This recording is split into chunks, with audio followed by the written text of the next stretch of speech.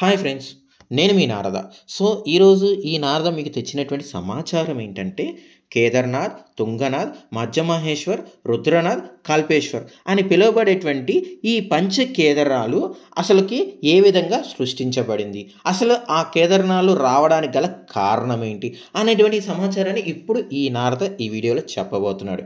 ఎవరైనా సరే కొత్తగా ఈ నారద మాటలు వింటుంటే డెఫినిట్‌గా సబ్స్క్రైబ్ చేసుకోండి. ఇలాంటి చాలా వీడియోస్ అనేది ఇంక ముందు రాబోతున్నాయి. కురుక్షేత్ర యుద్ధం ముగిసిన తర్వాత తమ బంధువుల్ని, గురువుల్ని చంపిన పాపాన్ని పోగొట్టుకోవడానికి గోహత్య, బ్రహ్మహత్య మహాపాపం ఉన్నాయి. వాటి నుంచి విముక్తి పొందడం కోసం పాండవులు కాశీకి వెళ్తారు. అయితే పాండవులకి దర్శనం ఇవ్వడం ఇష్టం లేనటువంటి శివుడు నంది రూపం దర్శించి కాశీ విడిచిపెట్టి ఉత్తర దశగా పయనమవుతాడు.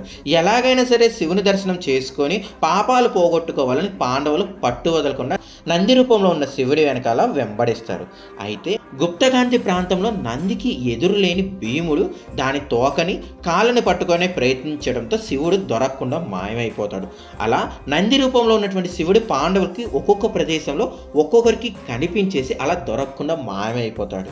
అలా శివుడు పాండవులకి కనిపించి మాయమైనటువంటి 5 ప్రదేశాల్లో శివుని శరీర భాగాలన్నీ ప్రత్యక్షం అవడంతో వాటిని కేదార్‌నాథ్, తుంగనాథ్, మధ్య మహేశ్వర్, రుద్రనాథ్, కాళేశ్వర్ అనేటువంటి 5 కేదార్నాలుగా పిలువబడేటువంటి 5 శివాలయాల్ని పాండవులు నిర్మించారు. సో అది ఫ్రెండ్స్, పంచకేదారాలు అని పిలువబడేటువంటి 5 శివాలయాలు ఎలా నిర్మించబడింది, ఎవరు నిర్మించారు అనేటువంటి సమాచారం.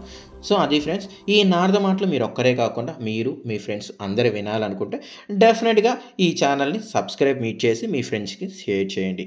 Thank you for your loving and supporting.